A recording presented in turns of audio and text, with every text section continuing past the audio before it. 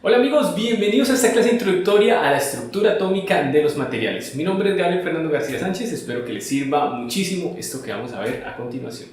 Aquí tenemos el contenido de esta presentación, iniciaremos hablando de los niveles de estructura de los materiales, luego hablaremos de los átomos, enlaces atómicos y arreglos atómicos e iónicos. Iniciemos recordando qué es la estructura de los materiales. La estructura de los materiales es el arreglo de átomos que constituyen al material, o sea, las partículas que lo forman. Es muy importante porque influye en sus características, en sus propiedades. Al estudiar la estructura podemos enfocarnos en diferentes niveles. Podemos estudiar la estructura atómica, que es la forma en que están dispuestos los átomos del material. También la nanoestructura, que es la estructura del material a una escala de longitud de 1 a 100 nanómetros, una escala nanométrica. Recordemos aquí los prefijos que podemos encontrar en las unidades.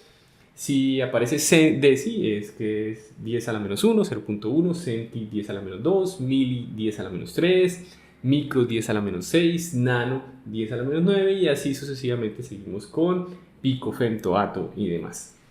Entonces, cuando hablamos de una escala de longitud de 1 a 100 nanómetros, estamos hablando de 1 por 10 a la menos 9 a 100 por 10 a la menos 9 metros. También podemos estudiarlo a nivel micro, o sea, microestructura, a una escala de longitud de 100 a 100.000 nanómetros, o sea, 0.1 a 100 micrómetros. Macroestructura, esto se refiere a un nivel macroscópico, o sea, una escala de longitud mayor a 100 micrómetros. Y finalmente podemos considerar el nivel con arreglos de corto y largo alcance. Un arreglo de corto alcance es cuando el arreglo de átomos solo se extiende a los átomos vecinos más cercanos. Por ejemplo, en el vapor de agua solo se tiene el arreglo de las moléculas cuyos átomos se pueden unir por enlaces covalentes, ya hablaremos de qué es eso, o también en varios polímeros se encuentra ese tipo de orden. Y el orden de largo alcance es cuando se tiene una estructura cristalina, en la que los átomos o iones muestran arreglos atómicos que se extienden por longitudes mayores a 100 nanómetros. Se ve en la mayoría de metales, aleaciones, semiconductores, cerámicas y en algunos polímeros. En este curso nos enfocaremos principalmente en la estructura atómica de los materiales. Hablemos ahora un poco de los átomos. El átomo es la unidad mínima que compone un material. Estos están compuestos de un núcleo rodeado por electrones. El núcleo tiene neutrones y protones, estos últimos con carga positiva, mientras que los electrones tienen carga negativa, los neutrones tienen carga neutra, no tienen carga. Los electrones están alrededor del núcleo y se mantienen así por medio de atracción electrostática. La carga eléctrica de cada electrón y de cada protón es de 1.6 por 10 a la menos 19 coulombs. Coulombs es la unidad de cantidad de energía del sistema internacional. Algunas características importantes son el número atómico, que es el número con el que el material se designa, con el que aparece en la tabla periódica, que es igual al número de protones de cada átomo. Por ejemplo, el hierro, que vemos aquí, aparece con el número 26 en la parte superior izquierda de la tabla, lo que quiere decir que tiene 26 protones. Los átomos son eléctricamente neutros porque tienen igual cantidad de protones y de electrones que tienen cargas opuestas. La mayoría de la masa del átomo está en su núcleo. La masa de cada neutrón y protón es de 1.67 por 10 a la menos 24 gramos, mientras que la del electrón es más de 18.000 veces menos, unos 9.11 por 10 a la menos 29 gramos. Entonces por eso está concentrada principalmente en el centro. La masa atómica, que también aparece en la tabla periódica, por ejemplo aquí aparecería la del hierro, es la masa del átomo, o sea protones y neutrones principalmente, por mol. Un mol de una sustancia es igual a 6.022 por 10 a la 23 unidades de esa sustancia. Ese número, 6.022 por 10 a la 23, se llama número de Avogadro. Los electrones están en un átomo en diferentes niveles de energía, seguramente como ya lo hemos visto en los cursos básicos de química, y esto será material de un nuevo video. Otro término importante aquí es la valencia del átomo. Este es el número de electrones que participan en el enlazamiento, en las reacciones químicas. Por lo general es el número de electrones en los niveles de energía externos. Si un átomo tiene una valencia de 0, es inerte, o sea que no reacciona, no se enlaza con otros. Por ejemplo, eso es lo que pasa con el argón. También es importante mencionar aquí la electronegatividad, que es la capacidad de un átomo de atraer electrones o de ganar electrones. Los elementos con electronegatividad baja se denominan electropositivos. Continuemos ahora hablando de la forma en que se unen los átomos, es decir, hablemos de los enlaces atómicos. Hay 4 maneras principales, vamos a explicar brevemente cada una de ellas. Están los enlaces metálicos, que como su nombre lo indica, se encuentran en los metales. Los metales tienen átomos electropositivos, o sea que donan sus electrones de valencia fácilmente, entonces así lo hacen, y al donarlos se forma, entre comillas, un mar de electrones que rodea a los átomos. Los electrones de valencia se mueven con libertad entre todos los electrones y se asocian con varias partes centrales de los átomos. Como los electrones no están fijos en una posición, la mayoría de metales son buenos conductores eléctricos a temperaturas bajas, ya que en la influencia o bajo la influencia de un voltaje los electrones de valencia se mueven haciendo que fluya una corriente. Ahora, los enlaces covalentes son enlaces que se forman por la compartición de 2 electrones de valencia entre 2 o más átomos. Ellos comparten sus electrones. Estos son enlaces muy fuertes, por lo que los materiales que los tienen tienden a ser duros y resistentes, por ejemplo el diamante, el carburo de silicio o el nitruro de silicio. También presentan puntos de fusión altos, lo cual hace que sean útiles en aplicaciones de altas temperaturas, pero también que su procesamiento sea más difícil. Usualmente tienen una ductilidad limitada y baja conductividad eléctrica debido a que los electrones están encerrados. Sigamos ahora con el enlace iónico. Este es un enlace que se presenta cuando un átomo dona sus electrones de valencia a otro átomo, llenando la capa de energía externa de este último, de forma que los dos quedan con su capa externa llena o vacía y con una carga eléctrica, comportándose como iones. El átomo que aporta electrones queda con carga positiva y se llama catión, mientras el que lo recibe queda con carga negativa y se llama anión. Los iones con carga opuesta se atraen y se produce este tipo de unión, este tipo de enlace. Por ejemplo, este es el enlace que se presenta en el cloruro de sodio, en la sal de mesa. Y finalmente, los enlaces de Van der Waals.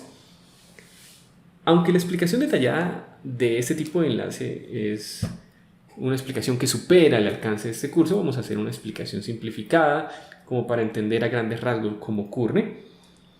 Resulta que cuando se expone un átomo que es neutro a un campo eléctrico, ya sea interno o externo, este se polariza. O sea que los centros de las cargas positiva y negativa se separan. De manera que las moléculas o átomos polarizadas se atraen entre sí por una fuerza llamada fuerza de Van der Waals. Estos enlaces hacen que cambien mucho las propiedades de algunos materiales. Por ejemplo, el grafito tiene enlaces covalentes y de este tipo de Van der Waals entre las capas, mientras que el enlace tiene enlaces solo covalentes y ya sabemos la gran diferencia entre el comportamiento de los dos. Los 3 primeros enlaces mencionados, es decir, los metálicos, los covalentes y los iónicos, son relativamente fuertes, se conocen como enlaces primarios, mientras que estos últimos, los de Van der Waals, son débiles y se conocen como enlaces secundarios. Por ejemplo, las moléculas de agua están unidas por enlaces de Van der Waals. Por eso al calentarlas simplemente se rompen fácilmente estos enlaces y el agua se vuelve vapor. Pero los átomos de agua, el hidrógeno y el oxígeno, están unidos por enlaces covalentes de manera que solo con calentarlos no se rompen. Vale la pena mencionar que no se puede predecir de manera sencilla el nivel de resistencia, ductilidad o tendencia a quebrarse de un material basándose solamente en el tipo de enlace. Hace falta información adicional sobre las estructuras atómicas, micro y macro del material. En la mayoría de materiales se presentan 2 o más tipos de enlaces al tiempo. Por ejemplo, los formados a partir de 2 o más metales pueden estar enlazados por medio de enlaces metálicos e iónicos, y el hierro también, por ejemplo, presenta enlaces metálicos y covalentes. ¿Y cómo puede ser el arreglo de átomos y iones? Hay 4 formas principales. Podemos encontrarlos sin ningún orden, no hay ningún arreglo entre los átomos como en los gases monoatómicos, por ejemplo el argón, o en el plasma de las lámparas. También pueden tener un arreglo cristalino. Aquí los átomos tienen un patrón, un arreglo repetitivo en un orden de largo alcance, que ya vimos qué significaba. También pueden estar como cristales líquidos. Eso es el arreglo que se presenta en las pantallas LCD. El material se comporta como amorfo, como un líquido, pero cuando se provee un estímulo externo, como un cambio de temperatura o un campo eléctrico, algunas moléculas forman pequeñas regiones cristalinas. También está el arreglo amorfo. Aquí los materiales presentan un orden de corto alcance, o sea, un arreglo en longitudes pequeñas tienden a formarse cuando la cinética del proceso de preparación no permite la formación de enlaces periódicos de estructuras cristalinas. Por ejemplo, esto lo vemos en los vidrios, en muchos plásticos que tienen cadenas relativamente grandes que se enredan como espagueti, o en geles poliméricos. Ahora vamos a ahondar un poco en los materiales que tienen estructura cristalina. Un sólido común tiene alrededor de 10 a la 23 átomos por centímetro cúbico. Veremos cómo se pueden describir los arreglos tridimensionales de estos átomos. Para ello vamos a definir dos conceptos básicos que son el de red y el de motivo o base. Una red es una colección de puntos llamados puntos de red que se ordenan en un patrón periódico de manera que los entornos de cada punto son idénticos. Puede ser unidimensional, bidimensional o tridimensional. Los átomos localizados en los puntos de red, que aunque tienen electrones, protones y neutrones, vamos a simbolizarlos como una esfera. A estos átomos se les conoce como motivo o base. No necesariamente en cada punto de red hay un átomo.